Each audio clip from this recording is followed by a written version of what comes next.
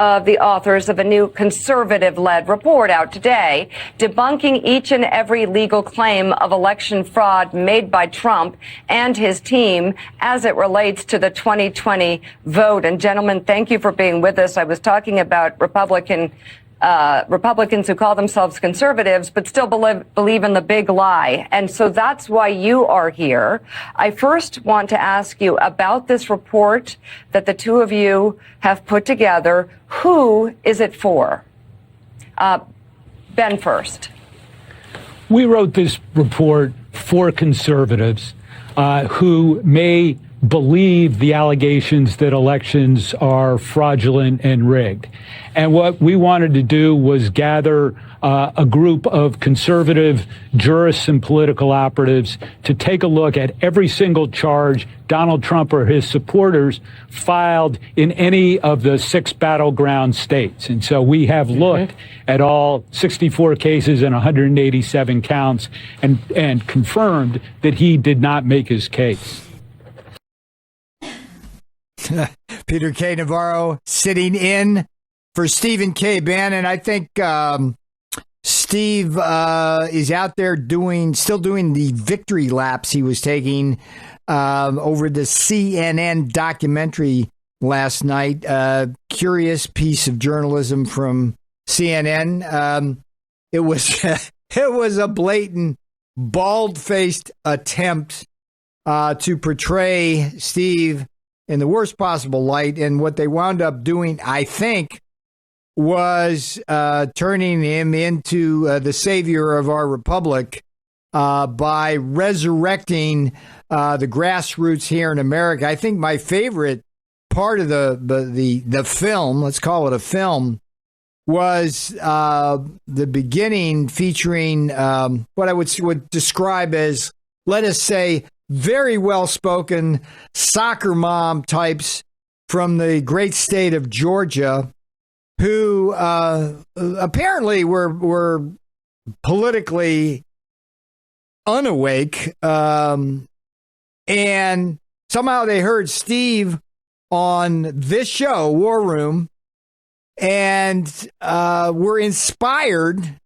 the three of them, all to run for some type of office. 2 of them, I think, for either Congress or state representative, and another one as an official in the Republican Party, based on Steve Bannon discussing the canon of Bannon, which is action, action, action. And the beauty, of course, of Bannon's War Room is that it empowers people by showing them the levers of power they can grab and participate in, such as the precinct strategy made famous on this show by people like Dan Schultz. So, Steve's probably doing victory laps, but of course, you know that's not why he's here. There are other reasons for that, and our prayers are with Stephen K. Bannon today. And for the rest of the time, he's going to need to be away from this microphone, which shouldn't be too long. At any rate, that fellow there, Ginsburg was his name. Like, okay, bald head, beard, bespectacled, beautiful, gold tie, nice suit. Got nothing against bald people. I'm getting there myself. You know, it's like it happens to all of us. But that SOB comes across as a rational, intelligent, unbiased human being, when that son of a bitch is anything but that. And we're going to have Seth Keshel on. I'm going to get him on here after I complete this, let us call monologue. Some may call it a rant. I'll call it a monologue. But the first thing I want to tell you about these kind of reports that you see published from the swamp, they kind of bubble up from the muck, where these guys in this case go, we're conservatives who claim that the election was fair. And look, the first thing I always used to teach my students back at UC Irvine, when I was trying to teach them kind of how to consume news, is you always had to first condition what you were consuming on who the people were that were writing it. Now, here's a here's a quote. Here's a couple of quotes from Ginsburg. Okay, my party is destroying itself on the altar of Trump. Okay, there you go. My fellow Republicans, look what we've become. It is we who must fix this. Trump should not be reelected. Vote, but not for him. Okay, so there you have it. The guy who allegedly is writing an unbiased report along with 5 other or 6 other Republican rhino losers has been avowedly never Trump since the day Trump got elected in 2016. So what kind of credibility do you have there? Zero, I would say. If you look at Senator Danforth, okay, another one of the beauties, he got to be lead author. I wonder how that worked. I love the title of the op-ed he wrote in 2017, right? This is like 5 years before he would look you in the eye and say, oh, I'm just writing a report like unbiased from the Republican point of view. No. Here's what the title of that op-ed was. Trump is exactly what Republicans are not. And here's the thing. Today, 5 years later, Trump is exactly what the Republican Party has become. MAGA, Make America Great Again.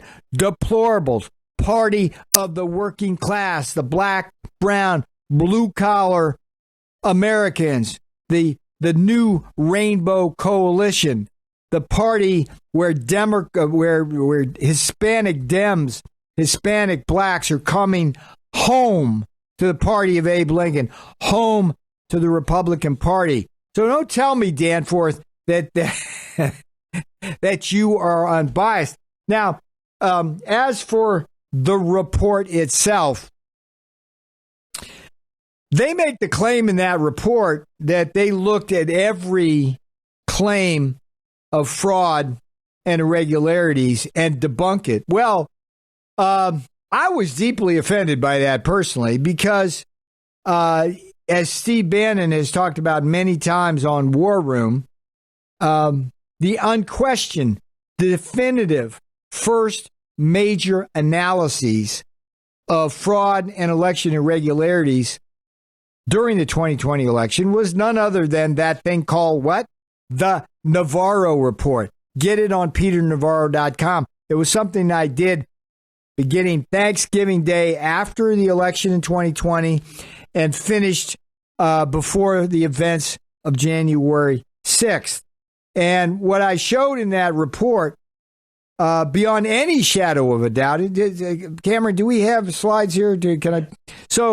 Can you pull up the victory margin, the Biden margin slide here, see if we can get that up there? Because what I found, the top line chart here, the chart's titled The Immaculate Deception at the head. It has some numbers at the bottom. That's not the chart. No, that's not. Okay, you'll get it. I'll describe it while they're trying to find it.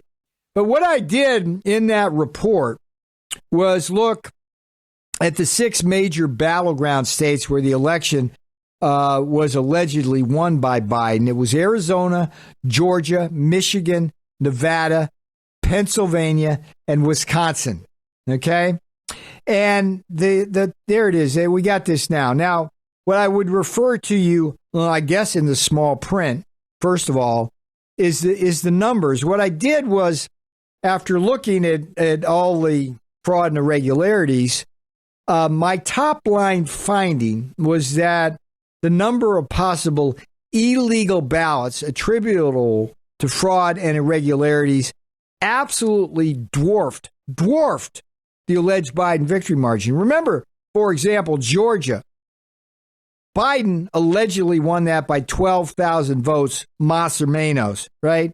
The number of illegal ballots potentially in the state of Georgia alone was well in excess of 400,000.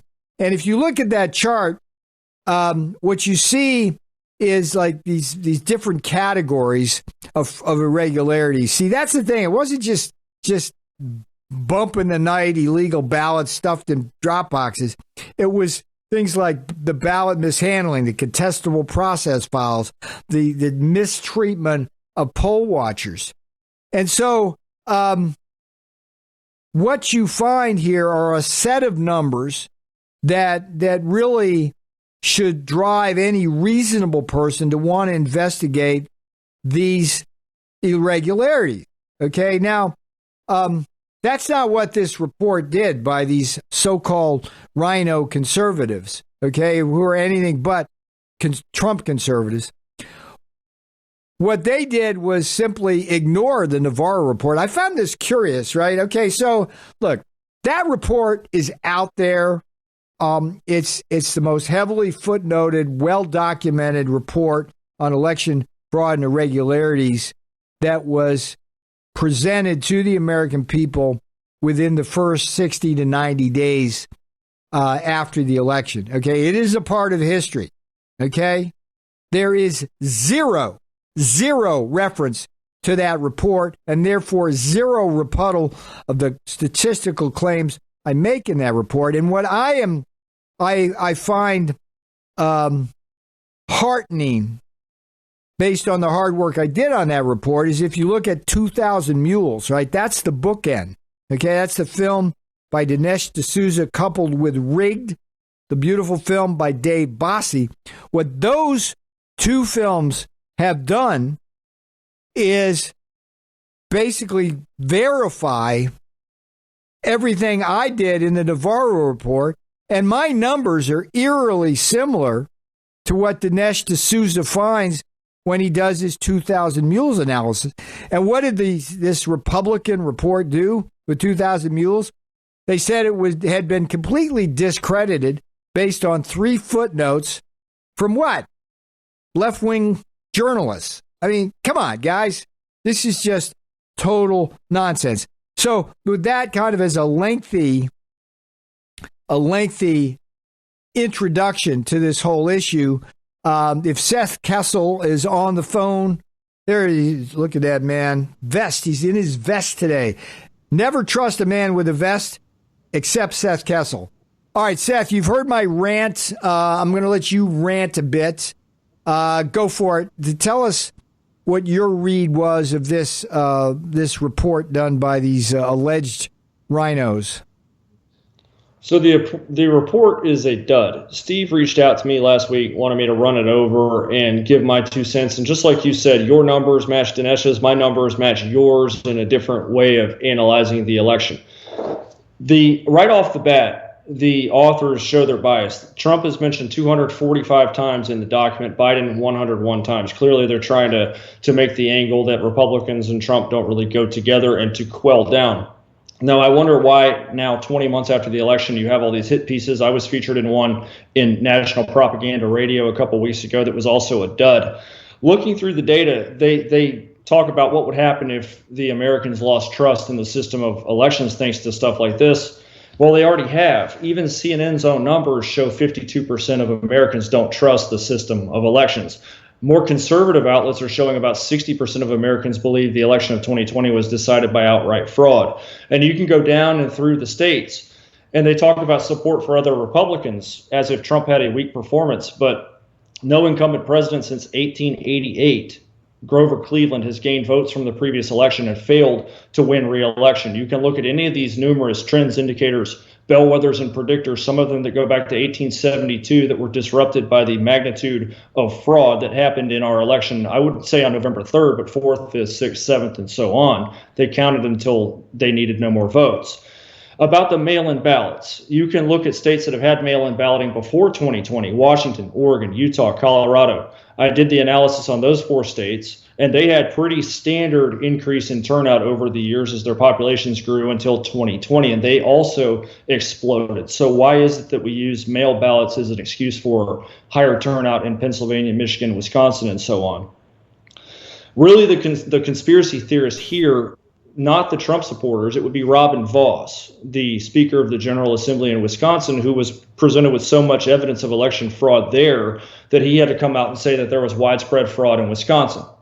The authors of this report say that there may have been some fraud. The changes, which, by the way, were illegal. The state executives going around the legislature to mandate mail ballots in states they don't even have a system to govern mail balloting.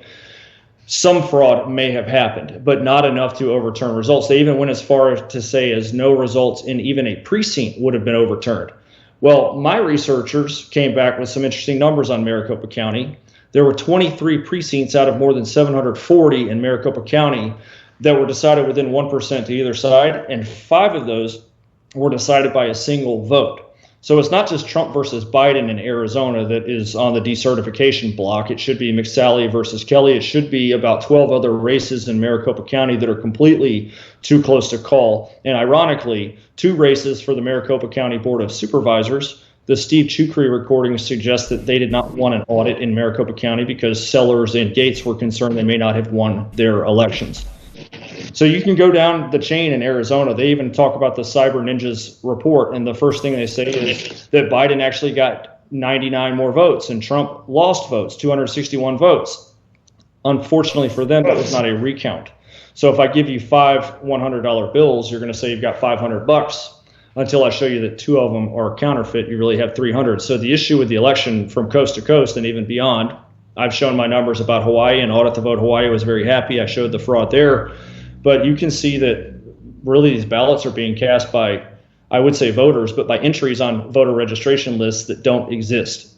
You can go into Wisconsin, the Gableman investigation, the Secretary of State audits show people registered on the voter rolls as marks of punctuation or en masse registered in 1918. 7% of mail ballots trafficked in Wisconsin. Now you've seen the ruling from the Wisconsin Supreme Court saying not only are the drop boxes illegal, they were illegal in 2020.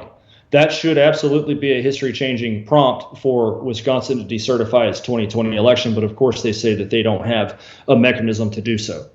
I did send you a few graphics if you want to show the magnitude of the fraud in Arizona in a different way. Let's do that. But before we get into the numbers, just hang on to that for a minute. The thing, here's what I think we need to answer better on our side of the fence. I think the major attack on Trump and the results was the almost uniform refusal of the legal system, both the Supreme Court and across the many states, to take on this issue. And I think that's got to be explained better by us. And then I also think we need to kind of dissect what these guys had to say about the data in 2,000 mules. So Seth, why is it? Because you and I both know, and we've said this repeatedly, it's the canvas, not the count. You can recount ballots like till the cows come home, and if there's a bunch of illegal ones in there that you don't know are illegal, you're still going to come to the same result. Why is it that the legal system and even rhino Republicans in these battleground states have not allowed a fair counting of the legal votes to take place? Do you have any insight on that? Yeah, I made a comment today on social media about the 6 contested states that you've mentioned: Arizona, Nevada, Georgia, Michigan, Pennsylvania, Wisconsin. And all defenses are out to make sure that nothing can be uncovered, although that's not been the case. We've uncovered so much that you should have already decertified every single state in the union. But there are a number of states that aren't thought of as contested states where there's a very soft underbelly of fraud that is visible, like Washington, Oregon, Hawaii. You can go across to the East Coast in New Jersey, Rhode Island, a number of states where you wouldn't even expect to look. Red states, North Carolina, South Carolina, and Texas. And in these Republican states, like in Texas, we have Donald Trump wanted an audit in Texas. Greg Abbott said he would support an audit in Texas, and we don't have it. And it brings me to the question of if this these issues in the voter rolls and with all the mechanisms in which narrow races can be manipulated if it's a two-party system of election fraud in which both parties feed at the same trough, and that is not to be exposed. That's the main concern of those of us in red states that are looking for audit action in those. See, it's again, I go back to this report. Let's segue over to the 2,000 Mules. I mean, I watched that film. As you said, and I said, the numbers that were calculated of potentially illegal votes tracked pretty well with my speculation on the matter. And as I understand it, these 2,000 Mules were people revealed by the data analysis who were shown to emanate from these nonprofit organizations, so that they were likely affiliated with these nonprofits. This is where the ballots were stashed, and they went repeatedly, and when I say repeatedly, I mean repeatedly, in a pattern, not just to one drop box, but to many on any given day or night.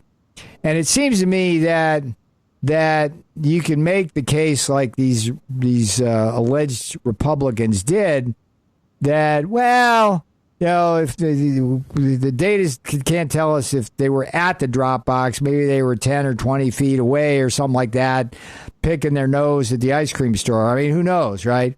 But if you have a pattern where these people are near and therefore at drop box after drop box after drop box on routes repeatedly over numerous days, and they're associated with these nonprofits that were put into place by things like Zuckerbucks, it seems to me that at a minimum, the Justice Department at the federal level and the investigators at the state level should want to investigate that. Yet again, Seth, we have none of that. Can you give your take on D'Souza's analysis and why it may be right or wrong? Yeah, I feel like 2,000 Mules corroborated exactly what it is that I've been measuring for over a year and a half. And I've always called it excess votes. Really, it's excess votes of total turnout, but you see it particularly in one candidate's column who failed all the trends, indicators, bellwethers, and predictors for almost 150 years. Now, I kind of see it as a extra foot on a scale to where there's too many votes. By the way, it's like, Seth, do me a favor. Just repeat that once more about defy the trends and bellwethers. What do you mean by that when you say that? Because that's burying the lead. What do you mean by that before you go on and make your point? So you have the electoral trends state by state. Like Pennsylvania is a great example. I've given you a slide that we can look at for PA. It's had a strong Republican trend since Obama walked off the stage in 2008, ever since he took office. Look at that right there. From 2016 to 2020, the Republican Party, that's Trump's term, obviously, the Republican Party outregistered the Democrats at a ratio of 21-1. That's 242,000 net new Republican registrations and only 11,000 Democrat registrations, which is a complete beating. The previous cycle, we had a similar shift like that, 3 points in registration towards the GOP, and it resulted in a 6-point swing in the state and a Trump flip.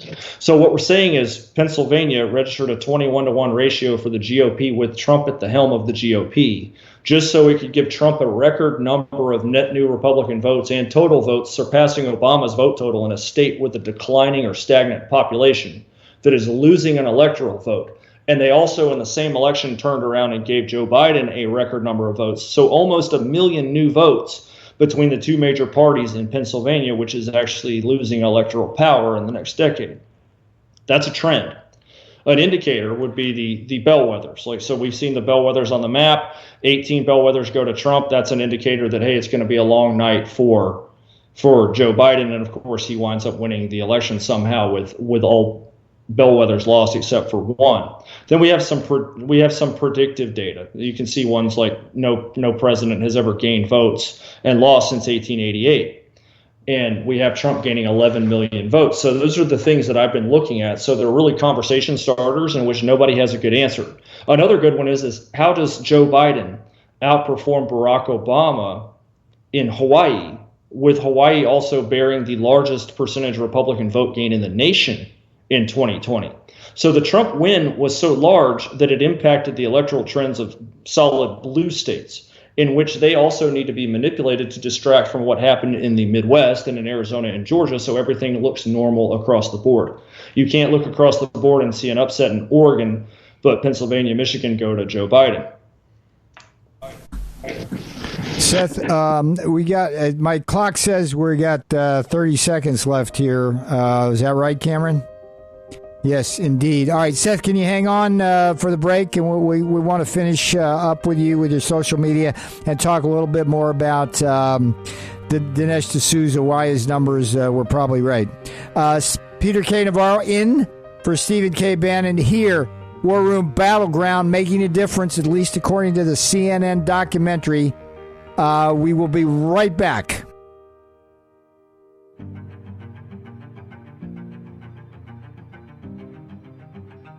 War Room Battleground with Stephen K. Bannon. They put Peter Navarro in leg irons for simply doing his constitutional duty.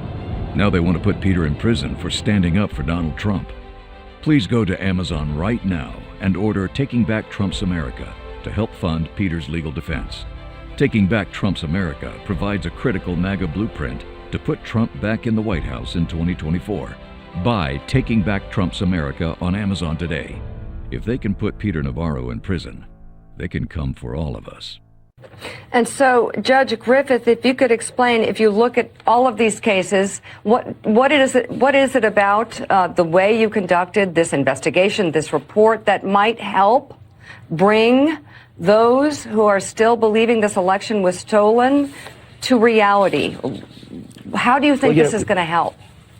Well, we started with the assumption that we were not going to rely on anyone else's account of what took place. The President of the United States made these serious charges of election fraud, and out of respect for the office of the presidency, we thought those claims deserve investigation and analysis. So we weren't going to rely on anyone else. We did a deep dive ourselves into every claim of fraud or irregularity in all the battleground states. I think it's highly significant that 3 of the members of this group are former federal appeals court judges appointed by Republican presidents. Michael Ludig, Michael McConnell. These are 2 of the most highly respected conservative jurists actually in American history.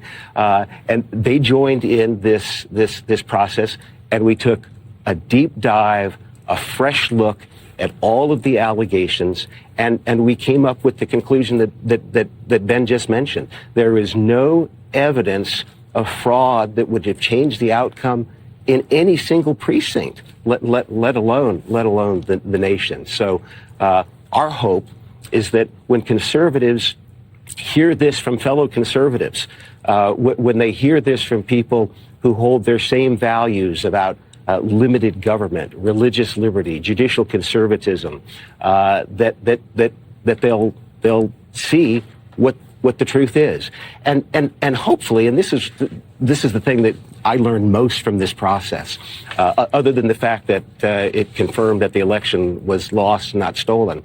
What I learned most from this process is that we have in the United States of America today an election administration system of which we can be very proud. The bad old days of stuffed ballots and dead people voting, those are old days. They were bad days. They're not today. American people should have great confidence in the election administration system. It held up well in this instance, and those who claim that there was fraud in this election that changed the outcome without any evidence are actually doing great damage to our election system. You know, Judge, they're doing great damage to our democracy. Yeah. I'm flat on my heels here watching that crap. I mean, this is like the swamp. These punks in pinstripes sit there and tell you that there wasn't a single precinct in America where there was any kind of election irregularities juxtaposed against all the statistical anomalies that Seth Keshel talked about in our earlier segment, juxtaposed against all the election irregularities I uncovered in my own report, and juxtaposed against just the visual evidence in the 2000 Mules and Rigged films of Dave Bossie and Dinesh D'Souza. I'm going to come back now briefly to Seth Keshel. Just finish up, Seth, if you will, on your take of how it is possible for people to ignore 2000 Mules based on what we saw with our own eyes. Because they don't want the outcomes of the elections to change. They want the outcomes of elections to elect candidates that are acceptable for their positions. Now, they call themselves conservatives, but conservatives in that sense haven't really conserved a whole lot, except in the way in which they tend to lose races and lose critical issues over time. The operative word that they use is widespread fraud. They don't say on the headers there for their shows that there's no evidence of fraud. They say there's no evidence of widespread fraud, and they don't define what widespread means. So just like Dan Crenshaw got himself into a trap arguing with Bobby Piton a few months ago, we had 10,000 vote margin in Arizona, 12,000 in Georgia, 20,000 in Wisconsin, 33 in Nevada, and we can go on to Michigan and Pennsylvania. But widespread, does that include 10, 12, and 20,000 votes? Of course it does. And we only have a certain sampling. If you think that it's only in the cities, well, that's not the case either. Stephanie Lambert is an attorney from Michigan, and she's just filed a case on Hillsdale County, in which they found 11% of the votes are wrongfully tabulated in Adams Township. I went and looked at that small county. It looks like there's probably 2,000 or 3,000 extra votes sitting in that small county for one particular candidate we will not name. So they don't want the outcomes to change. They want to protect a system that, in fact, they're making it worse. They're digging deeper trenches. Pennsylvania wants to move towards mail-in balloting because the Democrats there know in a legitimate election system, Pennsylvania is becoming Ohio, which has already become Indiana, which is becoming West Virginia. That is the way the working class vote in this country is moving. Pennsylvania was easily a 6 to 8 point minimum Trump state. We could flip Pennsylvania without even looking at Philadelphia County. Michigan is in the same boat. So to answer your question, and it's not just conservative people that are pushing. There's a man named Philip Stark. He's a leftist academician who's out there, and he reviewed Fulton County, and he said that there's 2 to 3 ballots counted God knows how many times in which any sort of certification of a vote in Fulton County, it really can't even be audited anyway. It's so sloppy in its tabulation. Nobody has any idea, the foggiest idea, where to even begin other than the starting point of Joe Biden is outperforming Barack Obama in Metro Atlanta, which doesn't make a lot of sense. Seth, here's something that you and I will share right now, because what we want to do is encourage everybody watching this show to action. It's critical that we not only win back the House of Representatives in 2022, but also seize through the ballot box, through legal votes, the secretaries of state positions in all of these key battleground states and around this country, because with the help of Stephen K. Bannon and shows like The War Room, we will find out what happened. We will get to the bottom of that, provided that we're able to take back Trump's America for the American people. And that's what our mission is. Seth, just tell us how people can reach you through your social media or webpage. Best way to find me is on Telegram or True Social. The handle is @RealSKeshel, Keshel. All right, my brother, you are one of the crispest guests I interview, and it's always a pleasure to have you on, sir. We're going to go now, if I can have that cold open from what was supposed to be a hit piece last night by CNN of Stephen K. Bannon, and they revealed Steve to be the guy the War Room knows, which is to say the savior of American democracy. So play that, and we're going to bring on Dan Schultz. These three women and millions like them are what Bannon hopes is the future of the Republican Party and the United States. Bannon calls it the precinct strategy. Ergo, we're going to take over everything from school boards all the way up to the House and the Senate. He is really talking about, from the ground up, remaking a party that is a Trump-loyal, MAGA-loyal kind of party. Okay, I want to start with Dan Schultz, precinct strategy. The precinct strategy's author is a Bannon regular, Dan Schultz, a local Arizona attorney. If we conservatives don't take over the Republican Party, we're going to lose our republic. President Trump comes out and endorses the precinct strategy. His step-by-step tutorial for taking over Republican politics is now considered almost gospel, inspiring thousands of believers in the election lie to get involved. GOP leaders in more than 20 counties in mostly battleground states told CNN they've seen a spike in participation. The precinct committee strategy, that's the first thing. Dan Schultz, I'm like, oh my gosh, Right. I'm calling everybody I know. Did you even know that we had a precinct in my neighborhood? I'm the committee person now. You know, just feeling like, hey, I'm actually doing something. And now they are all doing something because of Bannon. God, you gotta love that. You just gotta love that. I mean, look, here's the best part about those three women, right? They're like just intelligent soccer mom Americans sitting there. And the first time they ever heard of Steve Bannon was not during 2016 when he masterminded the victory of Donald Trump. It wasn't in 2017 when Steve Bannon went into the White House as one of the top China hawks and brought about significant policies, the albeit short time he was there. It was not because they knew him from Breitbart days. None of that. It was simply this show, The War Room.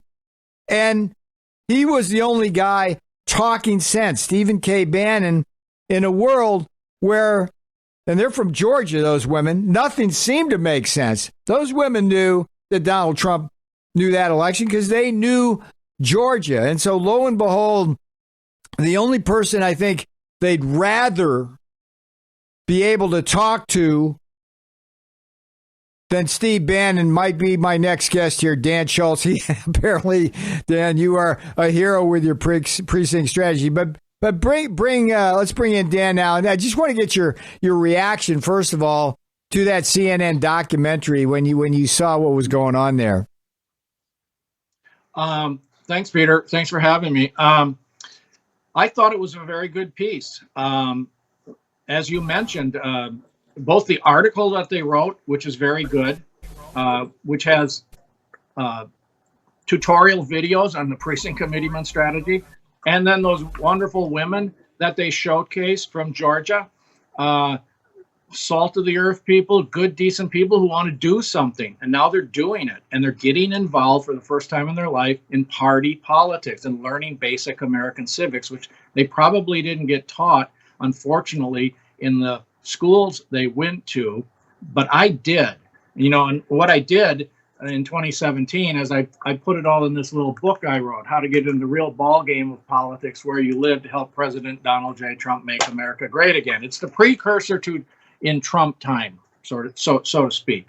I was trying to get Donald Trump to become the recruiter in chief, and you know he's endorsed the precinct committeeman strategy, and they even linked to the Liz Harrington announcement on Twitter. I thought that was very nice of them. And what I really liked was when they eventually got to Ben Ginsburg, the former RNC general counsel, and he said, "There's nothing." And he hit the nail on the head. There's nothing wrong with people wanting to become poll workers and poll watchers and precinct committeemen and getting involved where they live politically. There's nothing wrong with that whatsoever. And he's absolutely right. And that's what we need to do. We, the American people, we, the good, decent America firsters, need to fill all the vacancies in our Republican Party. By the precinct committee. The last question I have for you Yeah, but last question I have for you: was your website blowing up today with new recruits and everything like that? Were you able to significantly boost the strategy based on that, or does CNN have such few people watching it that it was crickets or somewhere in between? It was somewhere in between. Last night, I got a significant increase, and then today, I know this morning, because I was on War Room this morning with Jack Sobiek, I got a whole lot of email inquiries, and I could see real time how many people were going to my site. So I'll know after midnight tonight what happened today.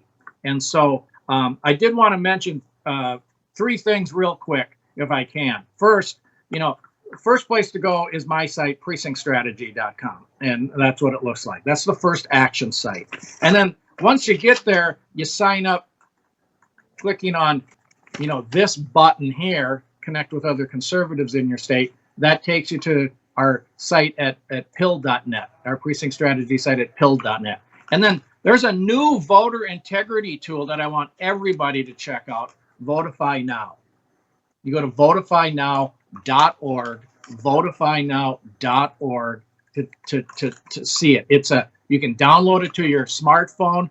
It'll make you the eyes and ears, and not just you, but every voter could download this. And while they're voting this election cycle and in 2024, if you see anything untoward, you can report it via Votify Now. And there's lots more to Votify Now. So just go to votifynow.org to check it out. I don't have any financial interest in any of those things at all. The only thing I want you to do is get my book, because if you get my book, you'll become a precinct agreement.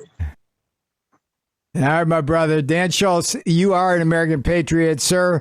You go visit Dan Schultz, and you will become a patriot like him. Appreciate it. We're going to go next now.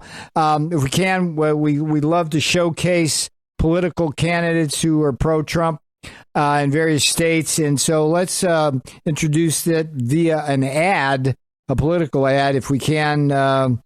Engineers, play that for us now, and then we'll bring in the guest.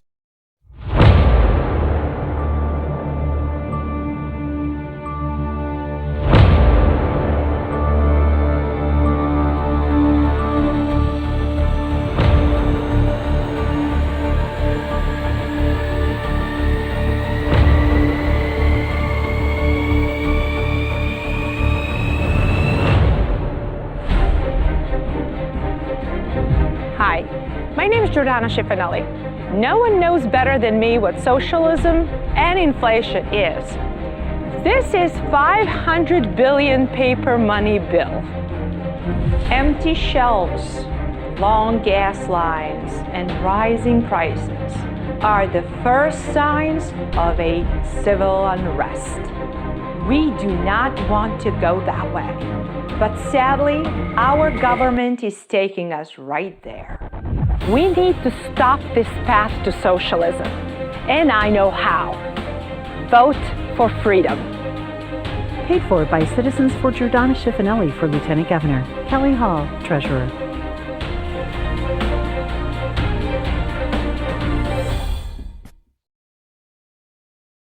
All right, Peter Navarro, you saw the ad. Let's bring in the real person right now, Gordana Schifanelli. So, come on, you got an Italian name and you're Yugoslavian. Like, parse that for me first, but then tell us how your campaign's going and what you're running on. Hi, thank you so much for having me. So the campaign is going great. We had a record of primary or early voting in the primaries that just finished a couple days ago. Tomorrow is the Maryland's primary. We are fighting 100 years of Democrats' dominance in Maryland House, in Maryland Senate. Our people are suffering for freedom, and they're dying for freedom. And so we need to deliver the freedom message to them. We are fighting against a globalist machine led by Republican Governor Hogan and who is endorsing Kelly Schultz, our opponent. But the people know better. And we are ready. We are ready for tomorrow. So when is the election? Is tomorrow, literally? Yep. Tomorrow, 7 in the morning until 8 p.m., all the precincts open throughout the state of Maryland. We have been loud and clear. Those soccer moms you mentioned earlier, the parents, Parents for Freedom, parent advocacy groups, they're all sick and tired of mask mandates, vaccine mandates at universities and some schools, the shutdowns that literally destroyed our businesses and our economy. Governor Larry Hogan has been ranked D, or the worst rated governor, post-COVID governor in modern history in the state of Maryland. So we the people are here, and the candidates are Dan Cox for governor and myself, Gordana Schifanelli, for lieutenant governor. And we've been sending the message of freedom to every precinct, to every community, and we have a phenomenal response, and we are expecting to win tomorrow. The absentee ballots plays such a role in the steal in 2020. What's the absentee ballot situation like? Have most people already voted, or do you have a big day game turnout? So we expect a big day game turnout. 86,000 Republican voters requested mail-in ballots. We do not know how these ballots are going to be counted. I did verify with precinct election boards in certain precincts that there is no way of knowing who is signing the ballot. So there is no signature verification. Let me put that clear. When it comes to in-person voting tomorrow, I think Republican voters are ready to show up at the polls and we saw the early voting numbers come in the early voting week, which was July 7th through the 14th. So we see that people are coming to vote. A lot of them are waiting tomorrow, and I think tomorrow is, for Maryland, the D-Day. All right. Well, good luck to you tomorrow. We'll be watching. We'll talk about it on the War Room. This is Peter K. Navarro sitting in for Stephen K. Bannon. We'll be back in the War Room tomorrow at 10 a.m. And we love you to be here. You are the action human agency folks that make all of this go.